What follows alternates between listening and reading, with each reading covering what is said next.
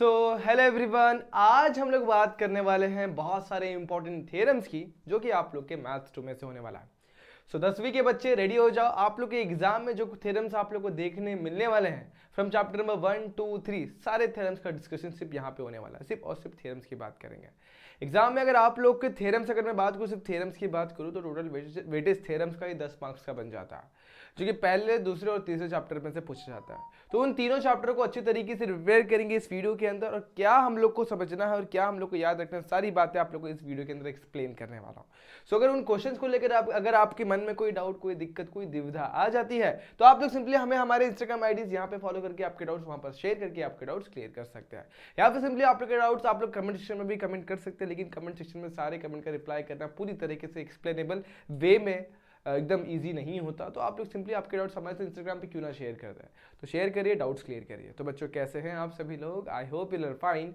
तो मैं नौशाद स्वागत करता आप सभी का इस प्यारे से यूट्यूब चैनल यानी कि JR ट्यूटोरियल्स पर। स्टार्ट करते हैं आज का वीडियो। आज की इस वीडियो में बहुत सारे इंपॉर्टेंट थ्योरम्स की बात होगी। सबसे पहला जो थ्योरम आपके एग्जाम में पूछा जाता है वो होता है बीपीडी थ्योरम, जिसे आप लोग बुलाते हैं। दूसरा होता है एंगल बाइसेक्टर थ्योरम। तीसरा अगर मैं बात करूंगा तो वो होता है आप लोग का सिंपल सा, जो कि आप लोग का एरिया ऑफ सिमिलर ट्रायंगल आता है। और चौथे थ्योरम की बात करूंगा तो ज्योमेट्रिक मीन वाला थ्योरम आता है। ये चार थ्योरम बड़े इंपॉर्टेंट हैं और चैप्टर 1 और चैप्टर 2 में से पूछे जाते हैं। पहला जो सिमिलैरिटी है, और दूसरा जो चैप्टर आप लोग का पाइथागोरस थ्योरम है। तीसरा चैप्टर अगर सर्कल की बात करूँ तो उसमें से भी करीब 5 इंपॉर्टेंट थ्योरम निकल कर आते हैं, और उन 5 थ्योरम में से 2 थ्योरम आप लोग को एग्जाम में पूछे जाएंगे। तो चलते फटाफट से पहले चैप्टर के साथ स्टार्ट करते हैं। तो देखो, यहाँ पर आप लोग देख सकते हैं पहला जो थ्योरम है यहाँ पर पूरी तरीके से मैंने सॉल्व करके रखा हुआ है, लेकिन कैसे एक्सप्लेन करा उस चीज के ऊपर नोटिस करना, आपको पूरी तरीके से समझ जाएगा। सो क्वेश्चन आप लोग सिर्फ इतना स्टेटमेंट दिया रहेगा, यहाँ से लेकर आप लोग को यहाँ तक एक स्टेटमेंट दे दिया गया रहेगा, और उस स्टेटमेंट को ही आप लोग को सॉल्व करना है। तो कैसे किया जाए, चलो समझते हैं। अगर आप लोग क्वेश्चन को देख सकते हैं, if a line parallel to a side of a triangle intersect the remaining sides in two distinct point, then the line divide the sides in the same proportion।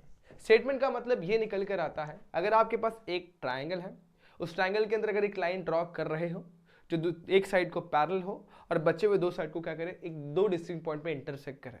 सो जो लाइन पैरेलल है ना, उस triangle को proportion में divide करता है। कैसे? जैसे यहां पर मैं बताता हूं।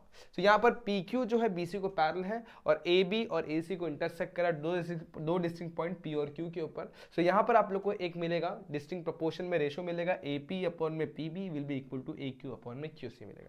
सो ये आप लोग को प्रूव करना होता है। कंस्ट्रक्शन की बात करेंगे तो सबसे पहले आप लोग को ज्वाइन करना है BQ को और ज्वाइन करना है PC को। उसके अलावा आप लोग कंस्ट्रक्शन और करेंगे क्या वाला, मैं यहाँ पे मैं लिख देता हूँ। ड्रॉ करेंगे PN परपेंडिकुलर टू AC, तो PN perpendicular to AC draw करना है, ये ड्रॉ करना है। और क्या करना है आप लोग को, दूसरा QM परपेंडिकुलर टू AB, तो QM परपेंडिकुलर टू AB भी आप लोग को ड्रॉ करना है। ठीक है, इतना लिख दिया। इसके बाद आप लोग को क्या करना है, पहले में इसके बाद आप लोग को ट्रायंगल्स कंसीडर करना चालू करना है। अब आप लोग देख सकते हैं मल्टीपल ट्रायंगल्स हैं, लेकिन हमें कैसे सिलेक्ट करना है वो मैं आप लोग को यहाँ पर बताऊंगा। अगर आप लोग देख सकते हैं यहाँ पर हमारे पास है ना APQ ट्रायंगल है। APQ जब आप लोग सिलेक्ट करोगे ना, उसी के साथ उसके नीचे वाला ट्रायंगल आप लोग को सिलेक्ट करना है। सो उसका नाम क्या होगा, BPQ। सो APQ के साथ आप लोग सिलेक्ट करेंगे BPQ। दो ट्रायंगल कंसिडर किया तो APQ और BPQ कंसिडर कर लिया। अब आप लोग देखेंगे तो दोनों का हाइट सेम है। अगर आप लोग देखेंगे तो ये ऑब्ट्यूज एंगल ट्रायंगल है। ऑब्ट्यूज एंगल ट्रायंगल का हाइट ट्रायंगल के बाहर बनता है, और ऊपर वाला जो ट्रायंगल है वो एक्यूट एंगल ट्रायंगल है, उसका ट्रायंगल का हाइट अंदर बनता है। सो दोनों ट्रायंगल का हाइट क्या है, सेम है। तो उस हिसाब से अगर देखा जाए ना, सो दोनों का जो एरिया का जो रेशो आएगा वो आएगा उसके साइड के बेस के प्रोपोर्शन में। किसके प्रोपोर्शन में आएगा, बेस के प्रोपोर्शन में। सो यहाँ पर दो ट्रायंगल जो है APQ और BPQ, दोनों का बेस क्या है, AP एंड PB। इस तरीके से मैंने AP अपॉन में PB लिख दिया। सेम कंसेप्ट आप लोग दूसरे ट्रायंगल में लगाओगे। सो इस बार ट्रायंगल कंसीडर करना APQ एंड CPQ, वही सेम फंडा, दोनों का हाइट PN सेम होने वाला है। ये वाला ट्रायंगल ऑब्ट्यूज हाइट होगा PN, तो दोनों, और APQ का भी हाइट जो होगा PN ही होगा। सो हाइट दोनों केस में क्या है, सेम है। जब हाइट सेम होता है ना, सो एरिया जो आता है, एरिया का जो रेशो जो आता है वो उनके करस्पॉन्डिंग बेस के टर्म में आता है। Half into base into height, height same है तो बेस के टर्म में आएगा AQ अपॉन में QC। चलो वहीं यहाँ पर देखो मैंने क्या लिखा हुआ है, ट्रायंगल हैविंग द सेम और इक्वल हाइट, उनका एरिया जो आता है वो बेस के टर्म में आता है। सेम यही फंडा यहाँ पर वही लिखा हुआ है। अब इतना होने के बाद आप लोग को एक और चीज देखनी है। अगर आप लोग देख पा रहे बी पी क्यू और सी क्यू पी दोनों भी ट्रायंगल को देखोगे तो A P B P Q और सी पी क्यू दोनों ट्रायंगल है ना पैरेलल लाइन के बीच में बने हुए हैं। और पैरेलल लाइन के बीच में अगर मैं दो ट्रायंगल बनाता हूँ, ठीक है, दो ट्रायंगल अगर सपोज मैं बना रहा हूँ तो दोनों का बेस भी सेम है यहाँ पर, और सीधी बात है पैरेलल लाइन के बीच का जो डिस्टेंस होता है वो क्या होता है, इक्वल होता है। सो हाइट भी सेम है। सो दो ट्रायंगल अगर जिनका बेस भी सेम है, जिनका हाइट भी सेम है, तो उनका एरिया भी सेम हो जाता है। क्यों पता है? क्योंकि बेस और हाइट के टर्म में तो एरिया ऑफ ट्रायंगल आता है। तो ये चीज मैंने यहाँ पर लिख दिया। अब कोई भी दो इक्वेशन को उठा लो, पहला दूसरा और तीसरे में से तीसरे को किसी के साथ भी रिलेट कर दो, आइदर 1 के साथ और आइदर 2 के साथ। सो मैं 2 और 3 को यहाँ पर रिलेट कर पा रहा हूँ। मैं 1 के साथ भी कर सकता हूँ, लेकिन 2 और 3 को मैंने यहाँ पर किया हुआ। सो अगर आप देख सकते हैं बी पी क्यू जो है ना वो सी पी क्यू के बराबर है। तो जहां पर भी सी पी क्यू दिख रहा है वहां पर मैं वापस से बी पी क्यू लिख दूंगा इक्वेशन नंबर 2 में। और जैसे अगर मैं ये चीज करता हूं ना तो देखो मुझे क्या मिलता है, एक नया इक्वेशन मिल जाता है यहाँ पर ए पी क्यू अपॉन में बी पी क्यू मिल जाएगा equal to A Q upon में क्यू सी मिल जाएगा। ये नया इक्वेशन नंबर 4 मिला, जो कैसे मिला, 2 और 3 को कंबाइन करने से मिला। सो अब नया इक्वेशन देखो और जिसका यूज नहीं किया उसको देखो। तो इसका LHS इक्वल है। सो अगर इन दोनों का LHS अगर इक्वल होगा ना तो ऑब्वियसली इन दोनों का RHS भी इक्वल हो जाएगा। दैट मीन्स AP अपॉन में PB will be equal to AQ upon में QC। सो इस तरीके से आप लोग का जो रिक्वायर्ड थ्योरम प्रूफ करना था वो प्रूफ हो जाता है। तो एग्जाम में आप लोग को क्या करना है, बस तीन ट्रायंगल के रेशियो कंसिडर करना है, एक लेफ्ट साइड से, एक राइट हैंड साइड से और दो नीचे वाला है। सो एक लेफ्ट हैंड साइड से कंसिडर करना है, एक राइट हैंड साइड से कंसिडर करना है और दो नीचे के ट्रायंगल कंसिडर करना है। और उन्हीं का इस्तेमाल करके आप लोग को बीपीटी थ्योरम प्रूफ करना। बड़ा इंपॉर्टेंट थ्योरम है, चांसेस ये है कि इस साल पूछा जाए, तो जरूर प्रैक्टिस करिएगा। फिलहाल के लिए आप लोग इसका स्क्रीनशॉट वगैरह ले सकते हैं। ठीक है बच्चों, अब अगले क्वेश्चन पे, अगले थ्योरम पे बढ़ते हैं। सो अगला थ्योरम आपके सामने ये रहा, जो कि आप लोग का है एंगल बाइसेक्टर थ्योरम। अब angle bisector theorem is application of, मैं बोल दूंगा कि बीपीटी ही है। तो कैसे सॉल्व करना, तो पहले स्टेटमेंट को रीड करते हैं। The bisector of angle of triangle divide the sides of opposite to angle in the ratio of the remaining side. Example के तौर पे मैं आप लोगों को यहाँ पर एक्सप्लेन करता हूँ कैसे होगा। यहाँ पर मैं अज्यूम करता हूँ ये सब पार्ट है ही नहीं है, तो मैंने कंस्ट्रक्शन में ड्रॉ किया था, फिर से रिकंस्ट्रक्ट कर लूंगा। अब देखो ये ट्रायंगल है ABC। ABC के अंदर मेरा BD क्या है, एंगल बाइसेक्टर है। तो जो एंगल बाइसेक्टर होता है वो ट्रायंगल को किस तरीके से डिवाइड करता है, AB अपॉन में BC will be equal to AD upon में DC। ये अपने को प्रूफ करना होता है। अब इसे प्रूफ करने के लिए हम लोग कंस्ट्रक्शन करना पड़ता है। अब वो कंस्ट्रक्शन क्या होगा, आप लोग AB को एक्सटेंड कर देना और यहाँ से C से एक लाइन ड्रॉ करनी सच दैट वो हमारे DB को पैरेलल हो, कर दिया। अब जैसे पैरेलल ड्रॉ करोगे तो आप लोग कुछ ऐसा फिगर दिखाई देगा। सो अब ये दोनों क्या है, पैरेलल है, समझ में आया। अब बड़े ट्रायंगल को देख सकते हो, ADC ट्रायंगल को जरा देखना। अभी ट्रायंगल को अगर मैं रोटेट करूं तो देखो यहाँ पर कुछ इस तरीके से आप लोग को दिखाई देगा, कुछ इस तरीके से आप लोग को दिखाई देने वाला है। ठीक है, यहाँ पे लिखा हुआ A, यहाँ पे लिखा हुआ D, यहाँ पे लिखा हुआ C, सॉरी ADC नहीं, यहाँ पर AEC करना चाहिए। मैंने गलती से शायद डबल पॉइंट ले लिए होंगे, गलती से मैंने यहाँ पे डबल पॉइंट ले लिए होंगे। सो इसको मैं यहाँ पर आप लोग को एक बार फिर से एक्सप्लेन करता हूँ। यहाँ पे D की जगह मैं यहाँ पर E लिख देता हूँ। सो अब आप लोग का जो यहाँ पर पॉइंट है वो E है। सो मैंने क्या किया, draw a line parallel to BD को ड्रॉ किया such that from point C and it will intersect AB at point E कर देना यहाँ पर, बस E कर दिया। E करने के बाद क्या होगा, चीजें बहुत सिंपल हो जाएंगी। सो यहाँ पर आप लोग का पॉइंट जो है ना बच्चों वो E है, देख सकते हैं आप लोग यहाँ पे मेरे पास पॉइंट क्या है, E है। अब इसे स्टार्ट कैसे करना है मैं पूरा क्लीन करके आप लोग को एक्सप्लेन कर देता हूँ, तो आप लोग को पूरी तरीके से क्वेश्चन समझ में आ जाएगा। देखना बहुत सिंपल क्वेश्चन है, आपने नोटिस करना, आप लोग को पूरा थ्योरम यहाँ पर क्लियर हो जाएगा। अब कैसे करेंगे, नोटिस करना सारे बच्चे यहाँ पर अपना पूरा ध्यान यहाँ पे गड़ाए रखो। सबसे पहली बात, अगर आप लोग देख सकते हो तो यहाँ पर C है, ये पॉइंट C है, ये पॉइंट E है, और यहाँ पर मैंने एक लाइन ड्रॉ करा हुआ है जो कि आप लोग देखना, आप लोग को समझ में आएगा। अभी A पॉइंट ऐसे हो गया, B यहाँ पर आ गया और D यहाँ पर आ गया, इस तरीके से लाइन ड्रॉ किया गया। बाकी चीजें बाद में देखते हैं और क्या ज्वाइन है उसको बाद में देखते हैं। यहाँ पर देखो B से मैंने C को ज्वाइन किया हुआ है, इसको फिलहाल के लिए डॉटेड लाइन से मैं दिखा देता हूँ। अगर आप लोग इसमें सही तरीके से चीजों को देख पा रहे होंगे तो यहाँ पर BD जो है वो CE को पैरेलल है, जो कि अपने कंस्ट्रक्शन में से देखा हुआ है। सो देखो यहाँ पर इन ट्रायंगल ACE बोलो, ACE बोलो, ACE के अंदर क्या है बच्चों, DB जो है वो CE को पैरेलल है, DB जो है पैरेलल है CE को। वो कैसे पता चला, देखो यहाँ पर DB बोलो या BD बोलो, BD पैरेलल है CE को। कहाँ से लिखा है, वो कंस्ट्रक्शन में से। तो जब पैरेलल होता तो अपन क्या अप्लाई कर सकते हैं, BPT। यानी कि AB अपॉन में BE, AB अपॉन में BE जो है ना वो इक्वल हो जाएगा AD अपॉन में DC को। सो AD अपॉन में DC को इक्वल हो जाएगा। ये कैसे लिखा, बाय BPT। ठीक है, अब हम लोग को चाहिए क्या वो देखना, हमें चाहिए AB अपॉन में BC चाहिए और AD अपॉन में DC चाहिए, AB अपॉन में BE will be equal to A B upon में BE will be equal to A D upon में डी सी चाहिए। और हमें यहाँ पर क्या प्रूफ करना है बच्चों, उस चीज को देखो, ए बी अपॉन में B C is equals to A D upon में डी सी। क्या चाहिए, ए डी अपॉन में डी सी चाहिए। तो मैंने क्या गड़बड़ किया हुआ, देखो एक ही चीज का फर्क है, यहाँ पर बीई का फर्क है, देखो यहाँ पर बीसी का फर्क है, बीई का फर्क है, इतना ही फर्क है। सो इन दोनों फर्क को हम लोग कैसे मिलाना है और कैसे सॉल्व करना है, वो क्वेश्चन पे हम लोग को सॉल्व करके बताना। देखो मैं फिर से एक्सप्लेन करना चाहता हूं, बीपीटी थ्योरम के हिसाब से ए बी अपॉन में BE will be equal to A D upon में डी सी। और हमें प्रूफ क्या करना है, ए बी अपॉन में B C, A B upon में B C will be equal to A D upon में डी सी। सो हमें यहाँ पर बस एक ही डिफरेंस नजर में आ रहा है, जो कि आप लोग का बी सी है। अगर मैंने BC को किसी तरीके से BE प्रूफ कर दिया, मतलब BE और BC दोनों इक्वल प्रूफ कर दिया, तो मैं रिप्लेस कर सकता हूँ। सो अब देखना है BE है किधर, तो ये रहा मेरा BE और मुझे इसको कॉन्ग्रुएंट प्रूफ करना है BC के साथ। सो मैं कैसे करूंगा, ध्यान देना, आप लोग को ना धीरे धीरे करके बढ़ना है। इसमें 3 स्टेप में आप लोग का आंसर प्रूफ होता है, वो 3 स्टेप में आप लोग को बता देता हूँ। पहले आप लोग इस्तेमाल करेंगे एंगल बाइसेक्टर का, जो आप लोग को क्वेश्चन में दिया हुआ एंगल बाइसेक्टर जो दिया उसका इस्तेमाल करेंगे। नेक्स्ट आप लोग लगाएंगे अल्टरनेट एंगल, ठीक है, और तीसरा आप लोग लगाएंगे करस्पॉन्डिंग एंगल। इन 3 चीजों के हिसाब से ये क्वेश्चन सॉल्व होने वाला है। ये 3 चीजों को आप लोग को इस्तेमाल करने वाला है। तो सबसे पहले मैं यहाँ पर आप लोग को एंगल बाइसेक्टर लगाकर देखता हूँ, दिखाता हूँ। इन ट्राइंगल ABC, ABC के अंदर आ जाओ, हमारा BD क्या है, BD इज एंगल बाइसेक्टर, ये हमारे गिवन के हिसाब से। सो एंगल बाइसेक्टर का काम क्या होता है, किसी भी एंगल को 2 इक्वल पार्ट में डिवाइड कर देना, उस हिसाब से ABD और CBD क्या हो जाएगा, equal. So angle ABD will be equal to angle CBD। अब ये दोनों इक्वल हैं, तो मैं फिलहाल के लिए इसको मान लेता हूँ कि दोनों एंगल किसके बराबर है, x के बराबर है। इसे मैं इक्वेशन 1 पकड़ लेता हूँ, चलेगा यहाँ तक।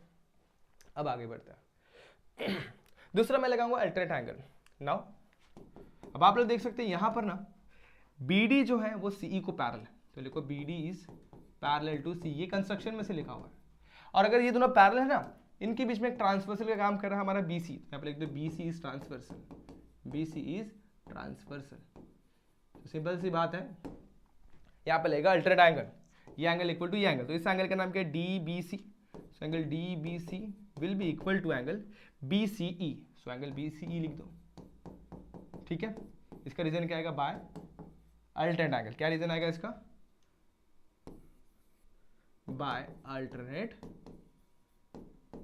एंगल। तो इतना क्लियर हो गया आप लोग को।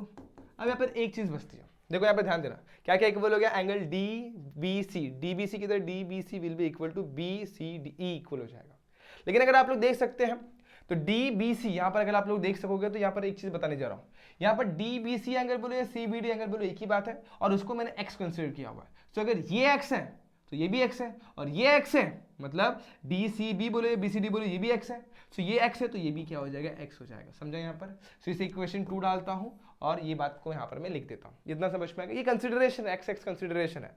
सो DBC बोलो या इसको BCD बोलो एक ही बात है, सॉरी DBC बोलो या फिर CBD बोलो एक ही बात है, तो कंफ्यूजन नहीं होना चाहिए। देखो मैंने DBC बोला या CBD बोला एक ही बात है। अब तीसरी चीज जो आप लोग को अप्लाई करनी है ना, वो करस्पॉन्डिंग एंगल है। अब वो कैसे अप्लाई करेंगे देखना बहुत सिंपल है, सेम पैरेलल लाइन का इस्तेमाल करो। So now again BD is parallel to CE और अप्लाई करना है करस्पॉन्डिंग एंगल को। सो देखो यहाँ पर ये दोनों लाइन पैरेलल है और यहाँ पर ये लाइन इस तरीके से जा रही है। So this angle will be equal to this angle, ये समझ में आ रहा है। इस एंगल का नाम क्या है, ABD, तो लिखूंगा मैं angle ABD will be equal to angle BEC, यहाँ पर लिख दूंगा BEC। सो यहाँ पर ट्रांसवर्सल का काम कौन कर रहा था बच्चों, AE, तो यहाँ पर लिख दो AE इज ट्रांसवर्सल। और रीजन क्या आ जाएगा इसका, करस्पॉन्डिंग एंगल। क्या रीजन आ जाएगा इसका, corresponding angle. Equation 3 corresponding angle. इतना क्लियर हो गया बच्चों। अब BEC के ऊपर आ जाओ। अगर आप लोग BEC को देख पा रहे होंगे, और यहां पर जो मैंने आप लोगों को बताया था BEC को देखो, BEC की तरह ये रहा BEC, और ABD के ऊपर ध्यान दो, ABD ये रहा। ABD को थोड़ी देर पहले ही मैंने x कंसीडर करा हुआ है। सो ABD अगर x है ना, सो BEC भी क्या हो जाएगा, x हो जाएगा। इस तरीके से मैं इसको इक्वेशन नंबर 3 लिख कर रख दिया मैंने। अब आप लोग इक्वेशन 1, 2, 3 को देखो, ये सारे के सारे एंगल x के बराबर है, जो मेरा कंसिडरेशन था। अगर वो सब के सब x के बराबर है मतलब आप लोग क्वेश्चन सॉल्व होने वाला है। अब ध्यान देना अपन इस क्वेश्चन को कैसे सॉल्व करते हैं। यहाँ पर आप लोग को इस क्वेश्चन को दो पार्ट में सॉल्व करना, बहुत इजीली सॉल्व करना था, 3 कंसिडरेशन में आप लोगों को सोल्यूशन आ जाता है। अब फाइनल चीज अगर देखोगे तो अगर फाइनल मुझे कंक्लूजन क्या चाहिए, देखो यहाँ पर ये एंगल इक्वल टू ये एंगल था पहले केस में, उसके बाद दूसरे केस में अपना ये वाला एंगल इक्वल टू ये वाला एंगल था, ठीक है, और तीसरे केस में ये वाला एंगल इक्वल टू ये वाला एंगल था। तो इन सबसे हमें ये कंक्लूजन निकल के आता है कि ये वाला एंगल इक्वल टू ये वाला एंगल होता है। So from 1, 2 and 3 in triangle BCE, ये ट्राइंगल BCE के अंदर हमें क्या कंक्लूजन मिला, angle BCE is equal to angle BEC। किसको इक्वल है, BEC को इक्वल है। ये समझ में आ गया, पक्का क्लियर हो गया। अब ये अगर इक्वल है तो अगले स्लाइड पे मैं आप लोगों को इसका आंसर बता सकता हूं। अब देखो अगर इस ट्राइंगल के अंदर दो एंगल इक्वल, अगर एंगल इक्वल है मतलब वो कैसा एंगल ट्राइंगल है, आइसोसेलेस ट्राइंगल है। सो इसमें मैं यहाँ पर आप लोग को वही एक्सप्लेन कर देता हूँ। Therefore triangle BCE is isosceles triangle, isosceles triangle. अब आइसोसेलेस ट्राइंगल की प्रॉपर्टी क्या होती है, अगर दो एंगल इक्वल है मतलब दो साइड भी इक्वल है। सो देयरफॉर BC और BE दोनों क्या हो जाएंगे, इक्वल। देयरफॉर मैं क्या लिखूंगा, BC is equal to BE, ठीक है। इसका रीजन लिख दो, आइसोसेलेस ट्राइंगल प्रॉपर्टी। इसको डाल दो इक्वेशन नंबर। अब इस कहीं पर इक्वेशन चेंज करना पड़ सकता है शायद, तो एक काम करते हैं, इसको मैं डाल देता हूँ रोमन में इक्वेशन नंबर 1, इसे डाल देता हूँ मैं इक्वेशन नंबर 4 डाल देता हूँ। इसको क्या डाल देता है, इक्वेशन नंबर 4। सो 4 यहाँ पर मैं लिख देता हूँ। अब रोमन में इक्वेशन नंबर 1 को देखो, इसमें हमें क्या नहीं चाहिए, BE, और यहाँ पर हमारे पास BE है। BE किसको इक्वल है, BC को। सो फ्रॉम 1 and 4, फ्रॉम रोमन में इक्वेशन नंबर 1 और 4, इससे हमें क्या सीखने मिल रहा है, इससे हमें यह सीखने मिल रहा है कि AB, देखो यहाँ पर ध्यान दो, क्या है यहाँ पर, AB अपॉन में BE था, तो वहां पर आ जाएगा AB अपॉन में BC will be equal to AD upon में DC। क्या हो जाएगा बच्चों, AD अपॉन में DC, यहाँ पर भी लिख देना है। तो इस तरीके से ये थ्योरम आप लोग का प्रूफ हो जाता है, और यही हमें फाइनली प्रूफ करना था। सो देखो स्टेप्स क्या थे, मैंने फिर से बता रहा हूं आप लोग को। सबसे पहले आप लोग यहाँ पर थ्योरम अप्लाई करोगे एंगल बाइसेक्टर का, जो कि दो इक्वल पार्ट में डिवाइड कर देता है। दूसरा अप्लाई करोगे अल्टरनेट एंगल, और तीसरा आप लोग अप्लाई करोगे करस्पॉन्डिंग एंगल। सो करस्पॉन्डिंग एंगल जैसे आप लोग अप्लाई करते हैं, आपका सारा कॉन्सेप्ट क्लियर हो जाता है, जिससे आप लोग को ये दो एंगल इक्वल मिल जाते हैं। सो इस ट्राइंगल के अंदर अगर दो एंगल इक्वल है मतलब दो साइड्स भी इक्वल है, तो दोनों साइड अगर इक्वल है तो इस हिसाब से ये क्वेश्चन भी सॉल्व हो जाता है। सो दो साइड अगर इक्वल है, बस इसको यहाँ पर रिप्लेस कर देना है और आपका थ्योरम यहाँ पर प्रूफ हो जाता है। सो ये था आप लोग का तीसरा थ्योरम। अब बात कर लेता हूं मैं चौथे थ्योरम की, जो कि आप लोग का है theorem of area of similar triangle. So अगर दो ट्राइंगल अगर सिमिलर हैं तो ये क्वेश्चन बहुत इजी है। अब सबसे पहली बात, एरिया ऑफ सिमिलर ट्राइंगल कैसे लगा रहा है, तो स्टेप वाइज हमें देखो, सबसे पहली बात तो प्रॉपर्टी पता होना चाहिए, थ्योरम पता होना चाहिए। सो एरिया ऑफ सिमिलर ट्राइंगल क्या होता है, दो ट्राइंगल अगर सिमिलर है तो दोनों के साइड जो है वो रेशो में स्क्वायर में इक्वल होते हैं। वही चीज यहाँ पर शॉर्ट में मैंने एक्सप्लेन कर दी है। सो अगर ABC ट्राइंगल और PQR का आप लोग एरिया रेशो में लेते हो, so area of triangle ABC upon PQR will be equal to इन लोग के साइड के स्क्वायर के प्रोपोर्शन में होगा। सो AB का स्क्वायर अपॉन में PQ का स्क्वायर, BC का स्क्वायर अपॉन में PQR का स्क्वायर एंड AC का स्क्वायर अपॉन में PR स्क्वायर, इस तरीके से लिखना। अब मैं आप लोगों को बेसिक चीज से स्टार्ट करवा के दिखाता हूँ। अगर मैं area of triangle ABC consider करता हूँ अपॉन में PQR कंसीडर करता हूँ, so this will become AM upon में BC और PR अपॉन में QR। हाफ किधर गया तो दोनों का हाफ हाफ मैं कैंसिल कर देता हूं, तो इस तरीके BC इंटू AM अपॉन में QR इंटू PN हो जाएगा। ये दोनों ट्राइंगल के रेशो का प्रोपोर्शन आ गया। अब क्या करना है, अब आप लोग को ना दो ट्राइंगल कंसीडर करना है, ABM एंड PQN। दो ट्राइंगल कंसीडर करो। देखो पहली बात तो दोनों ट्राइंगल पहले से सिमिलर थे। कौन सी, ये दोनों ट्राइंगल सिमिलर थे। तो ट्राइंगल अगर सिमिलर है तो मतलब ये एंगल इक्वल हो जाएगा, और दूसरा ये परपेंडिकुलर तो ये एंगल भी इक्वल हो जाएगा। तो दोनों ट्राइंगल क्या हो जाएंगे, A/S से सिमिलर हो जाएंगे। समझ में आया इतना। अब जब दो ट्राइंगल A/S से सिमिलर मतलब उनके करस्पॉन्डिंग साइड्स रेशो में इक्वल हो जाएंगे, तो यहां पर वही चीज लिखिए। देखो यहां पर तो मतलब क्या हो जाएगा, AM, देखो यहां पर ध्यान देना, AM अपॉन में PN, यहां पर वही लिखा हुआ will be equal to AB upon में PQ। लिख दे यहां पर AB अपॉन में PQ। अब गिवन क्या दिया हुआ है कि ABC और PQR सिमिलर है ना, सो AB अपॉन में PQ will be equal to BC upon में QR will be equal to AC upon में PR। ये तीनों चीजें लिख दी, समझ में आ गया। अब नोटिस करोगे तो AM अपॉन में PN किसको इक्वल है, AB अपॉन में PQ को, और AB अपॉन में PQ किसको इक्वल है, BC अपॉन में QR। सो मैं कह सकता हूं AM अपॉन में PN जो है BC अपॉन में QR को इक्वल है। तो जहां पर भी अब इतना समझ में आ गया। सो अब करेंगे क्या, अपन सिंपल चीज ये करने वाले हैं कि ए एम, देखो अभी यहाँ पर मैं आप लोगों को एक्सप्लेन करता हूँ नेक्स्ट स्लाइड में। तो बस हमें ये मिल गया ए एम अपॉन में पी एन जो है बीसी अपॉन में क्यू आर को इक्वल है। अब यहाँ पर देखो बीसी अपॉन में क्यू आर है, यहाँ पे ए एम अपॉन में पी एन है। सो ए एम अपॉन में पी एन को मैं गायब करके बीसी अपॉन में क्यू आर लिख दूंगा। वही किया मैंने, बीसी अपॉन में क्यू आर लिख दिया। अब दोनों को मल्टीप्लाई कर तो बीसी का स्क्वायर अपन में क्यू आर का स्क्वायर हो गया। अब इसी कंसेप्ट का इस्तेमाल करके बाकी सारी चीजें प्रूफ कर सकता हूं, तो बस सिमिलरली लिख देना है और जो क्वेश्चन में प्रूफ करना है वो लिख देना है, हेंस प्रूफ करके ये क्वेश्चन सॉल्व हो जाता है। ये था आप लोग का theorem of area of similar triangle. बात करते हैं एक और इंपॉर्टेंट थ्योरम की जिसको बोलते हैं थ्योरम ऑफ ज्योमेट्रिक मीन। इसे सॉल्व करने के लिए area of right angle triangle concept का इस्तेमाल करते हैं। अब मान लो कि एक ट्रायंगल है, उसके अंदर है ना हाइपोटेनस के ऊपर एक और परपेंडिकुलर बना दिया, तो यहाँ पे 3 ट्रायंगल बन जाते हैं, एक बड़ा वाला और 2 छोटे वाले ट्रायंगल। जैसे यहाँ पर आप लोगों को दिख रहा होगा, एक आर क्यू पी है और एक आर क्यू एस है और एक पी क्यू एस, ऐसे 3 ट्रायंगल आप लोगों को दिख रहे होंगे। अब यहाँ पर तीनों ट्रायंगल के बीच में एक रिलेशन बनता है, जिसे बोलते हैं area of similarity of right angle triangle. अब इसे कैसे इस्तेमाल करते हैं, सॉरी इसको कैसे इस्तेमाल करना वो कंसेप्ट में यहाँ पे आप लोगों को बताने वाला। तो similarity of right angle triangle concept यहाँ पे इस्तेमाल होता है, एरिया का इस्तेमाल नहीं होता है, similarity of right angle triangle का इस्तेमाल होता है। अब इसे सॉल्व करने के लिए 2 छोटे छोटे ट्रायंगल को आप लोगों को कंसीडर करना है। अगर आप लोग देख सकते हैं यहाँ पर ट्रायंगल है आप लोग का आर एस क्यू और दूसरा ट्रायंगल आप लोग का क्यू एस पी। तो ये दोनों ट्रायंगल को आप लोग कंसीडर कर रहा है। तो आर एस क्यू और क्यू एस पी दोनों ट्रायंगल को आप लोग को सिमिलर प्रूफ करना है। सिमिलर प्रूफ करने की जरूरत नहीं, क्योंकि दोनों ट्रायंगल पहले से सिमिलर होते हैं, उसका रीजन आएगा similarity of right angle triangle. अब 2 ट्रायंगल सिमिलर मतलब उनके करस्पॉन्डिंग साइड रेशियो में इक्वल हो जाएंगे। मतलब आर एस अपॉन में Q S will be equal to S Q upon में S P will be equal to R Q upon में क्यू पी लिख दिया। अब हमें प्रूफ क्या करा, तो क्वेश्चन में वो देखो थ्योरम ऑफ ज्योमेट्रिक मीन क्या बोलता है, क्यू एस का square will be equal to R S into S P.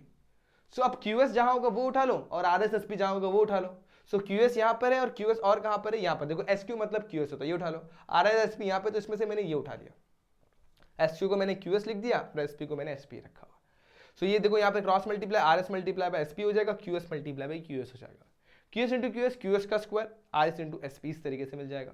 और आप लोग क्यू एस के स्क्वायर को यहाँ पे भेज दो, square root of R S into S P हो जाएगा। और हमें एक्चुअल में यही प्रूफ करना होता है, इसी को बोलते हैं थ्योरम ऑफ ज्योमेट्रिक मीन। और इस तरीके से मैंने आप लोगों को यहाँ पर 4 थ्योरम फर्स्ट और सेकंड चैप्टर में से एक्सप्लेन कर दिया। अब बचा सर्कल चैप्टर। तो सर्कल चैप्टर में बहुत सारे थ्योरम्स है जो कि इसका सेपरेट वीडियो मैंने आप लोग को बनाकर बता दिया हुआ है।